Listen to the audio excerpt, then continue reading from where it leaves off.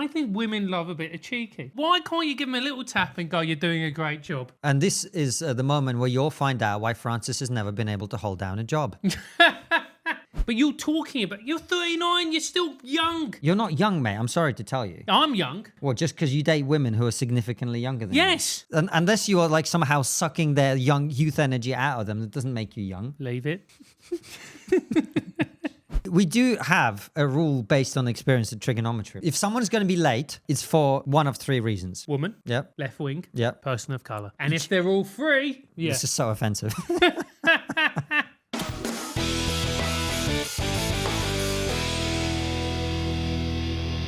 Hello and welcome to Francis Foster Sorts Your Life Out, the show where I indeed sort your life out. Bear in mind, not a physiotherapist, all of that stuff, so you know this advice is golden.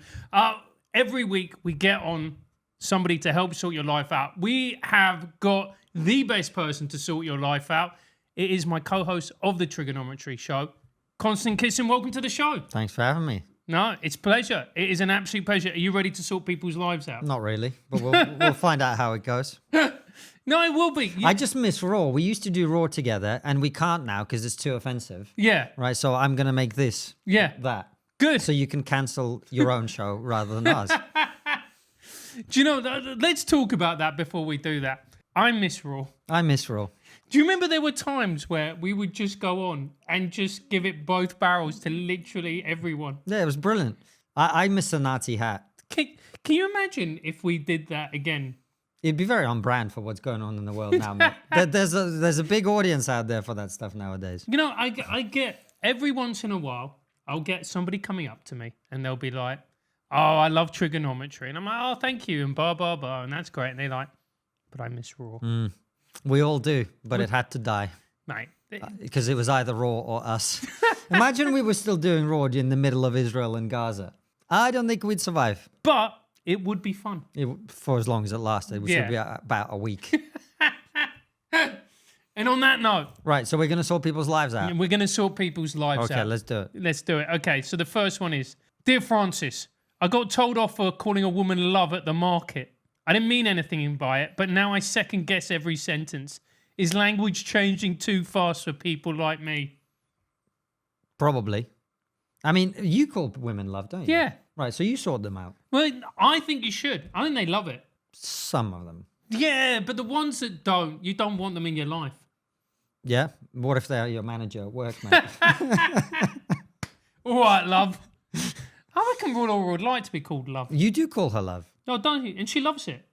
Well, have you ever asked her? No. See, this is a man's attitude. She loves it. Have you asked her? No. Well, I just think if she didn't, she'd say something. That is not how women work, mate, as you will likely discover. I just think, you know, women... Look, I just think you should go down fighting, right?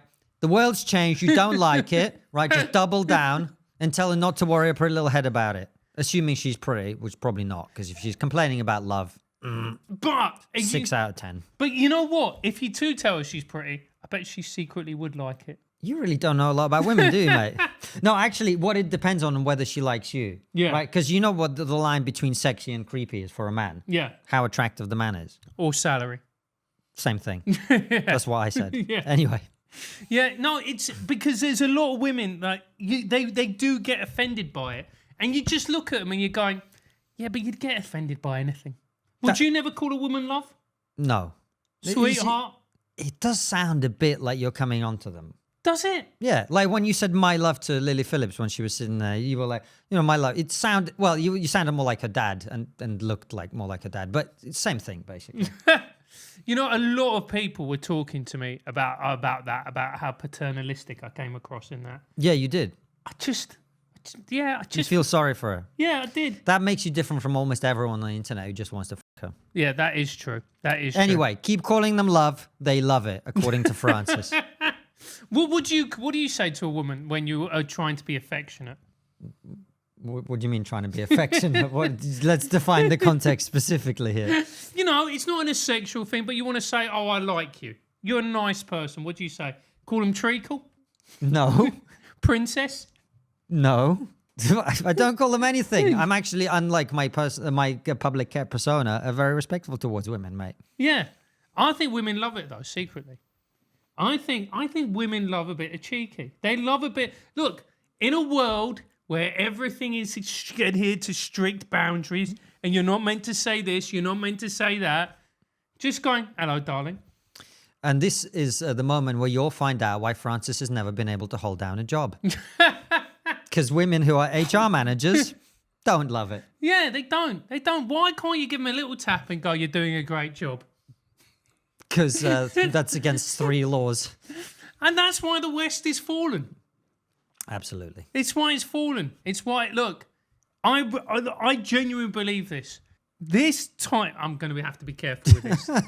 I know I'm going to have to be careful with this, but it's a point. That was the great thing about Raw is you could put on a hat and then say your actual opinion in a funny accent, and then you'd have plausible deniability. Yeah. Whereas now you don't have a funny hat.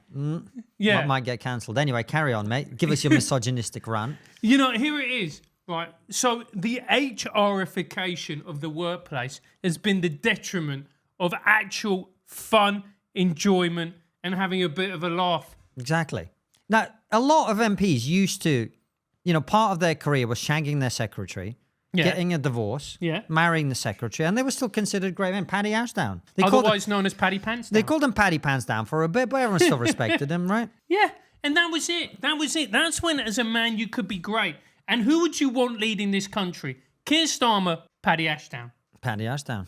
Exactly. And what have we got now, Keir Starmer? A man whose house was burnt down allegedly by Ukrainian rent boys. Yeah, that story did not get nearly the coverage it deserves. It's like the British Jeffrey Epstein story, isn't it? Can you imagine if Starmer turned out to have been renting Ukrainian rent boys, and then one of them just flamed his house and it got covered up? Yeah. Is that what happened? Anyway, we're a long way away from calling women love. We are, but that's the beauty of the show and of ADHD. All I'm saying is, like, if let's say my house or my flat got burnt down. The flat you rent. The flat I rent. A room in, yeah. Imagine that. That was so funny. Matt Goodwin came to my party and he saw where I lived. The look of blank incomprehension on his face. Anyway, God bless him. Imagine like my flat was attempted to be burnt down by Ukrainian rent boys. I think you'd have a few questions. You would? You would, wouldn't you? Yeah. Anyway, Keir, you should just come out, mate. It'd be LGBTQIA+. Is language changing too fast for people like me? Yes, but always remember, my friend, they're wrong, you're right, double down. This is what happens when you let things go too far. There you go. Right, let's talk about grooming. Not that kind, the proper kind.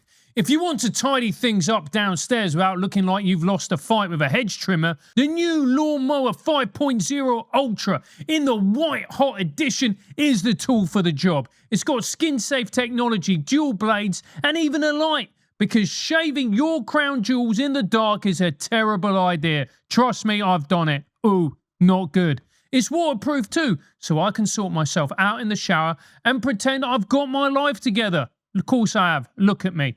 Plus, the white and gold design, very slick. Looks like it belongs in James Bond's toiletry bag. There's a reason we've been working with Manscaped for 3 years now. Because they pay us. Of course they do. They're reliable like that. No, because they're the best. The quality of their products and customer service standards are second to none. Go to manscaped.com and use code TRIGGER15 for 15% off your entire order. That's TRIGGER15 at manscaped.com. Trim like a gent, look like you meant it. Doesn't even rhyme. Dear Francis, I watched my friend film her baby's first steps and delete it because the angle wasn't right. Is this motherhood or marketing? Do you know, people often ask me if I'm in favour of the death penalty. I am for things like this. Really? Yeah. What do you mean that?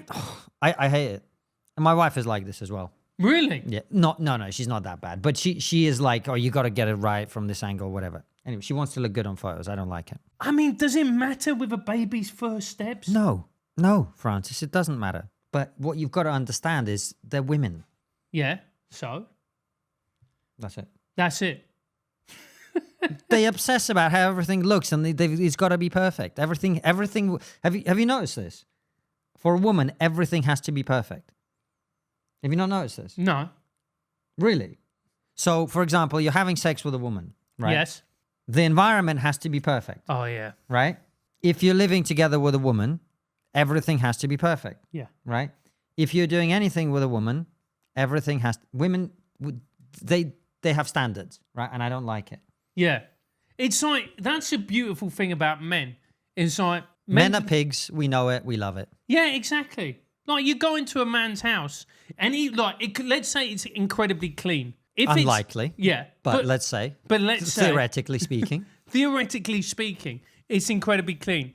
If it's a straight dude, it will never be anything other than 100% functional. Correct. And I think there's a beauty Yeah, to yeah. that. If there's like flowers ever, you're kind of going, he's at least bi. Yeah. Right? And if there's artwork on the walls. Exactly. Exactly. And yeah, you're know. like... We know. Yeah, we know. Or you go, that was a picture bought for him by his ex. Exactly. His ex-wife decorated it, and then these are the things she didn't take. Exactly. Which is a very small number of things. Is this your most misogynistic episode ever, Francis? Is this my most misogynistic episode ever? I don't know. I'm trying to think. What do you think, Jackie? Is it? Darius. Oh, yeah, Darius. I mean, Darius is half Iranian, Yeah. you know. Yeah, and mental. Yeah, so bless him.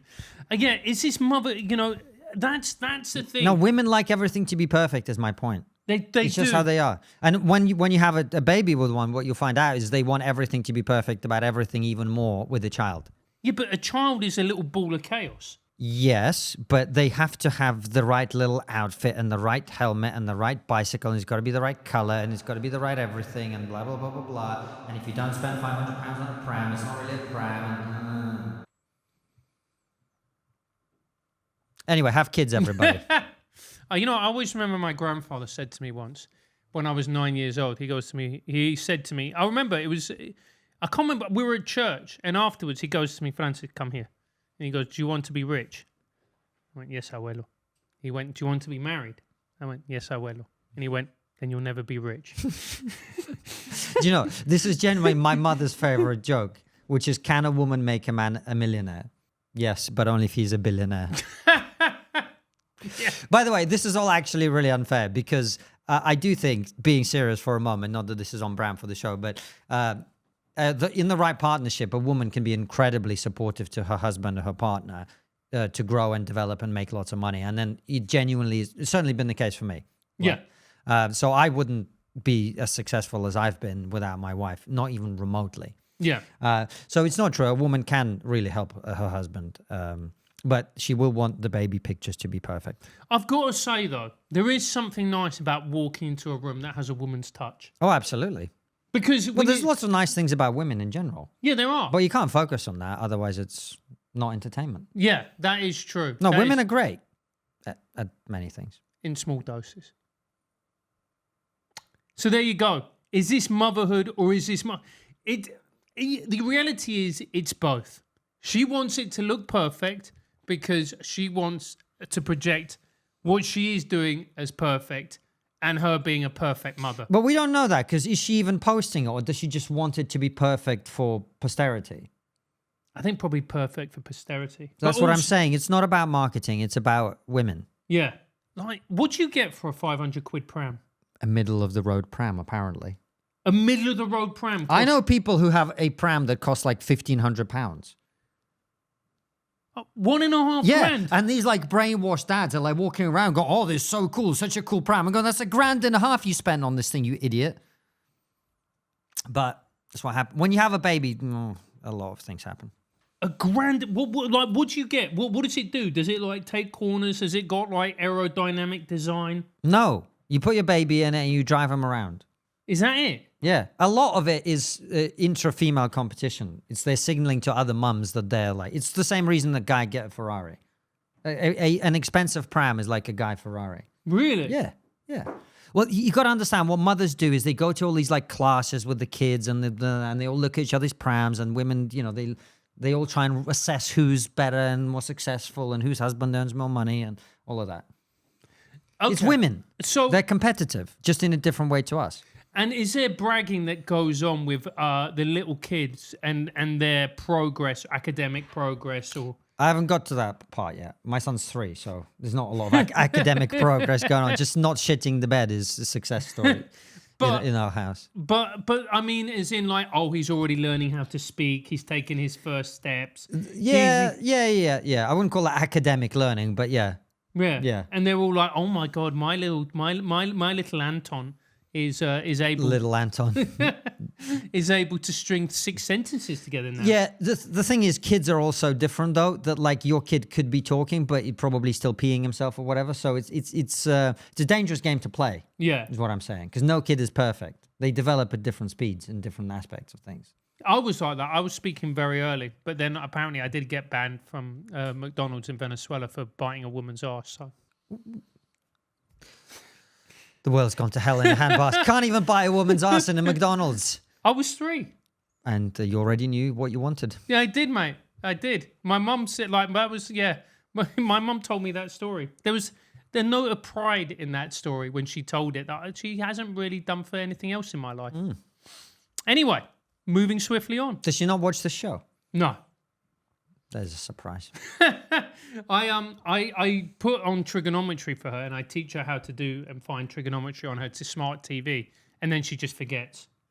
And then I just go back the next week and then show her again, and she forgets. And she just goes, I go, which one do you want to watch? And she just says 2 words. Can you guess them? Nigel Farage. Correct. I know your mum better than anyone, mate, and I've never met her. Yeah.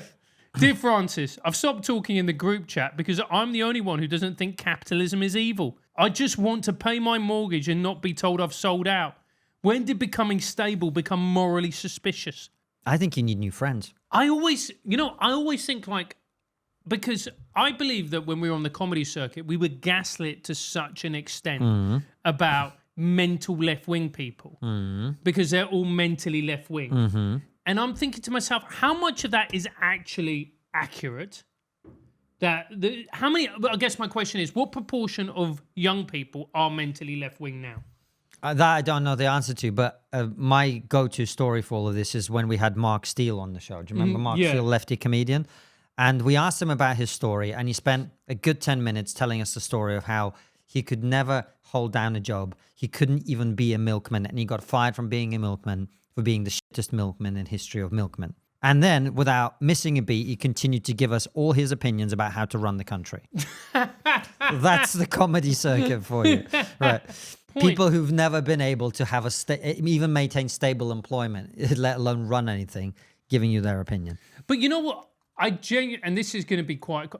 I think unless you've run something or unless you start a business and try to run that and whatever, I don't think you really understand capitalism. Well, I certainly don't think you understand how to run things. But you don't understand. My point is, I was being inarticulate. The creation, how to make money, what money actually is, providing people with value. He's just showing off now. He's doing all right, and he wants you to know that. Exactly. But no, do you know what I mean though? Like, so when you go and you say, "Oh, tax the rich," you go, I don't really think you understand the long-term implications of that statement. I agree. You're making money now and you don't want to pay tax. I get it. I'm the same.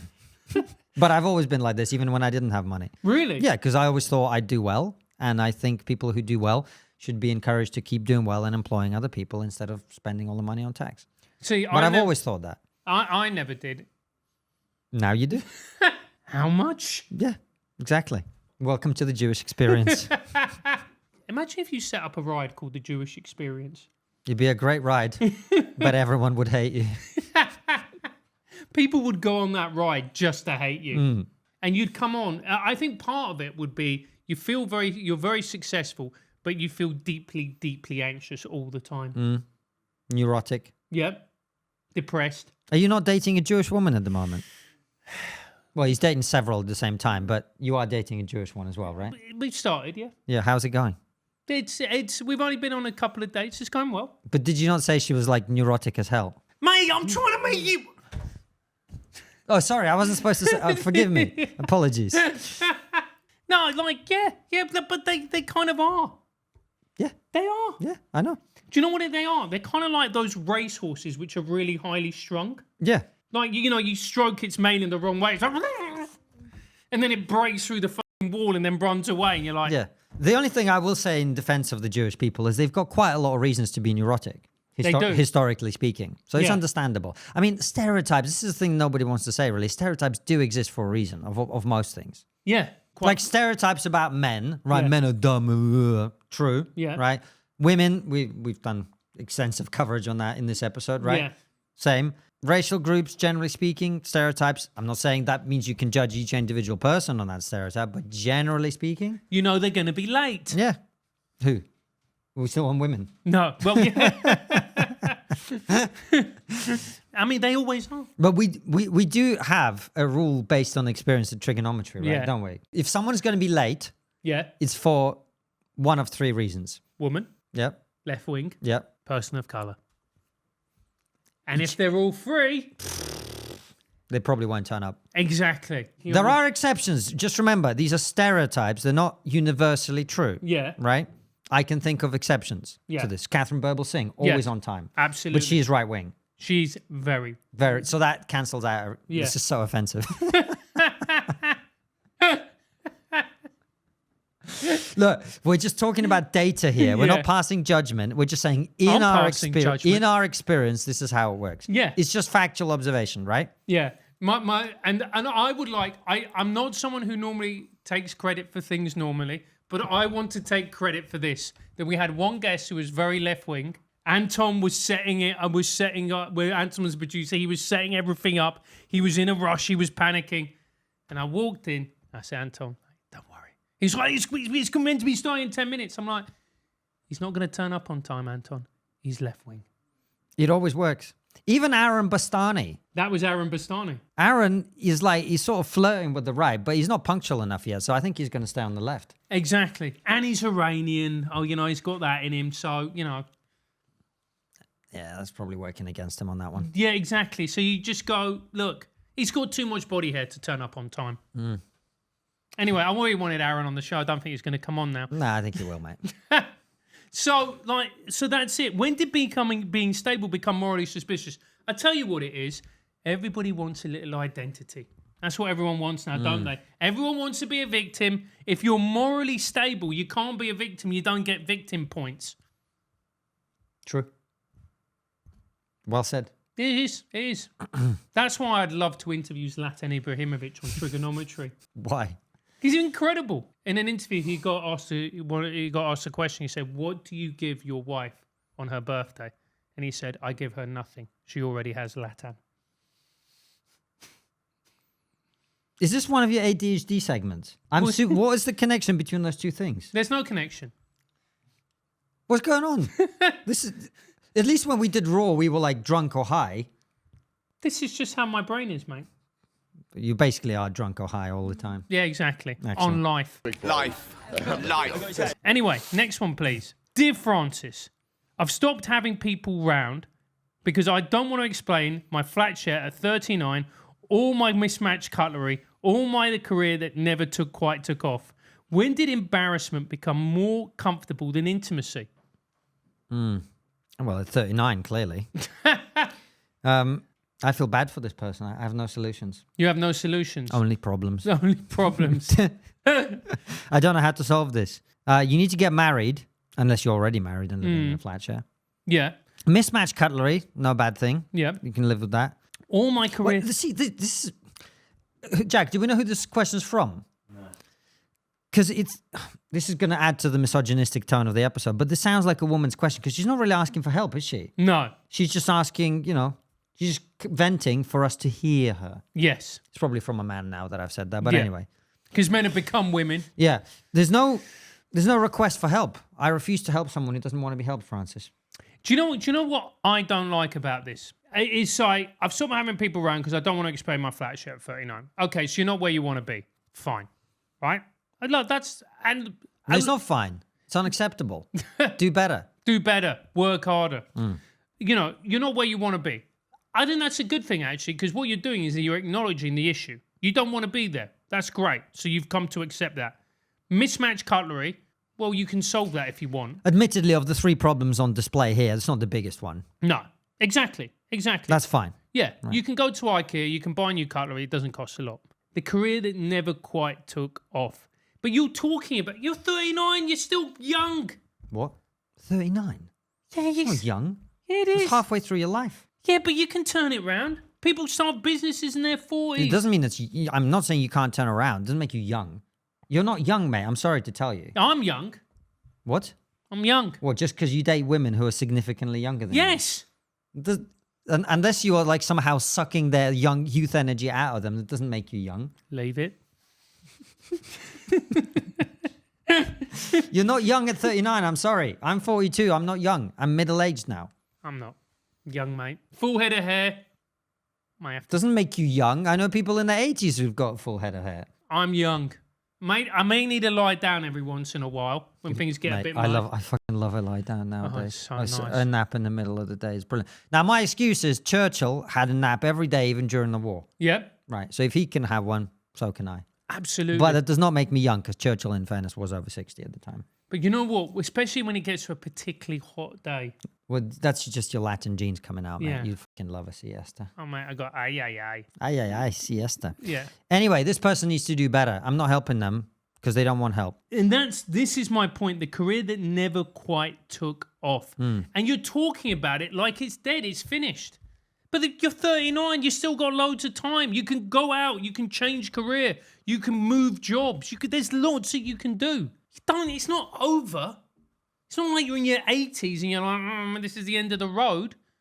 There's still time. Do you not think? I think, but this person clearly doesn't want to do anything, is my point. They don't want help, so don't help them. When did embarrassment... Stay comfortable and lead a miserable life. That's my advice. Stay comfortable. And you've got to push yourself. But that's why I'm saying it. Because, like, ultimately, that is the choice, right? You either stay comfortable and lead a miserable life, or you go beyond your comfort zone and then your life gets better. Yeah. That's how it works. That's what you've got to do. You've got to push through. So at least sort your cutlery out. And you know what? But that's a profound point. Clean your room. You sort the little things out, and then incrementally, your life will get better as a result. You do certain... Sorry, I didn't realize this was a serious personal development show. Okay. Yeah, exactly. It goes from everything, mate. It goes from Zlatan Ibrahimovic to a personal development That show. Zlatan reference was so random, my brain's still trying to work out what happened. I've forgotten what Raw was like. Yeah. Just every now and again, you just go, "Ah!" Do you know what? You're like the dogs in Up. Yeah. Every 5 minutes, it goes, squirrel. That's you. You see, you've got used to me being interviewed, Normal. on trigonometry, Yeah. which requires a phenomenal amount of work, preparation, meditation, getting in there, thinking about putting everything together to make it And this work. is a show where you get Francis as he actually is. Yeah. Squirrel. Jackie, next one, please. Dear Francis, my friend got caught on CCTV keying a ULEZ camera. He says it's civil disobedience. I say it's pointless vandalism. Where's the line between protest and tantrum? It's not pointless vandalism. It has a point. Yeah. It's vandalism with a purpose. Where do you stand on that? Because it's a tough one. Is it? It's still kind of just vandalism. I'm not saying it's pointless, but it is. Yeah. Like, we don't want people going around destroying things that they don't agree with. Yeah. Otherwise, I'd be burning down HMRC. Right? Going civil disobedience, no more taxes. I mean, how many times have you been on the phone to HMRC and actually thought that, not that it would ever go ahead and you would never do that, make that absolutely I clear. don't know about that, mate. And given the right circumstances, I'd be quite keen to light a match. No, they're not the most, like, for people who, to whom you give a lot of money, they're not particularly helpful, are they? Or grateful. Yeah, if you were paying thousands of pounds to somebody to do, let's be honest, fuck all, Yeah. or provide a very, very terrible quality of service, you'd expect them to at least be grateful. But no. Did you see that clip of Andrew Tate when he was talking about HMRC? He went, yeah, I just never paid them and they just left me alone. And I'm like, I kind of can't believe it. I can definitely believe it. I can definitely believe it. And he was just like, no, not paying you, go away. I mean, he's getting done now because they're making an example of him. But I was like, yeah, I believe that. Where's the line between protest and tantrum? My issue is with this is consistency. Because there'll be people who'll be like, all right, well, if that's the case, mate, then why shouldn't I burn down a military, a weapons factory, of which there is a lot of in this country? We produce weapons. They'll be like, Well, that was my point about HMRC. Yeah. That's what I'm saying. Right. Destruction of property is probably where the line is. yeah, you think Sorry, boring answer. the destruction of property. Do you agree with you, Les? You know what? This is going to sound incredibly out of character for me because I don't support all this net zero bollocks and whatever. But I actually have said for a long time that I thought big cities will inevitably end up being public transport, taxis, and bicycles, and electric vehicles, maybe. I think that's right. The air pollution really is a big issue in cities. Like living in a big city is I don't know if this is factually true, but I've read something that sounds true. Therefore, that living in a big city and not smoking is like living outside a big city and smoking. Yeah. So air pollution really is bad, and reducing it is good. Now, obviously, there's got to be some flexibility on that. But generally speaking, reducing the number of cars that go into big cities, which ULEZ will do to some extent, or at least generating revenue from it, I think it's fair enough. Yeah, it's fair I don't have an issue. There are some ways that it's being implemented that are not perfect, but generally the idea of disincentivizing people financially from driving into big cities, I'm down with. I'm fine with it. Yeah. You know what I find quite funny is, and I don't like him, and I don't like Sadiq Khan. I think he's actually a very weak mayor of London. Do you know how short he is?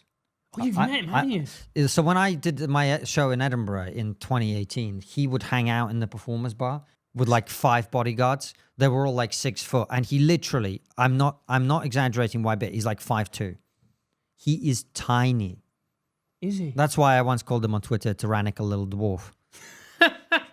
He is tiny, which kind of explains everything. It explains a lot. Why does he need 5 bodyguards around him? Why do you think? No one likes him. Well, even in Edinburgh. Yeah. The Edinburgh Festival.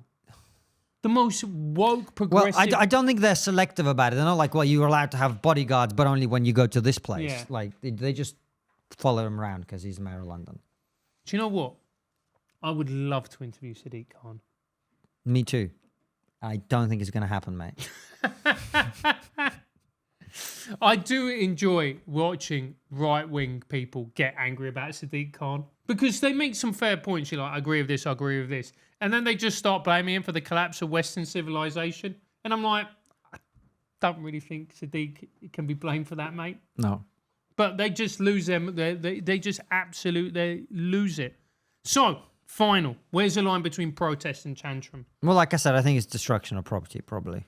You think it's destruction of property? Well, no, I mean, it's subjective, isn't it? Because everyone's got their own view of what a tantrum is. We all have a tantrum about things we think are important. But generally speaking, when you're destroying property, you've crossed the line for me. That's where you've crossed the line. That's fine. I think that's a fair line in the sand. Jackie, we're out of time. There you go. So, guys, thank you so much. Thank you so much for watching and listening. Konstantin, if people want to find you online, your work. Right. Francis has started the show, right? He's been doing it for a while. He hasn't had any big guests until today. Yeah. Right. Make sure you click like and subscribe and do all that so that more people come on, so he does well, etc. There you go. Otherwise, you'll never get anyone of this caliber again. Have we had anyone on of this caliber? No, you haven't. With Julie Bindle. Sorry. We've had, who else have we had of this caliber? We've had Darius Davis. Anyone else? Keep throwing out names, mate. I'm going to humiliate them all. Justin Panks. Who's Justin Panks? Doesn't matter. I'm going to destroy all your guests, mate. Carry on. Daniel O'Reilly. Dapper Laughs. Yeah. Do you know Dapper has got a big audience, mate? Yes. Yeah, he's famous. He is. Did you wear the turtleneck? Yeah, I wore it. You wore it? Yeah. You have a turtleneck? Yeah, well, we bought one to troll him. Oh, really? Yeah. I need to watch that one. Yeah, and then we came in and he saw me and he said, I watch all the episodes, but I skipped that one. Yeah, but he actually said the words, "You complete cunt." So there we go. Finally, someone saying what I think. But guys, thank you very much for watching the show. Make sure to like and subscribe and all the rest of it. Thanks to Konstantin. Make sure to check out his Substack and TRIGGERnometry, which I guess you probably know. All right, speak soon. See you next week. Bye-bye.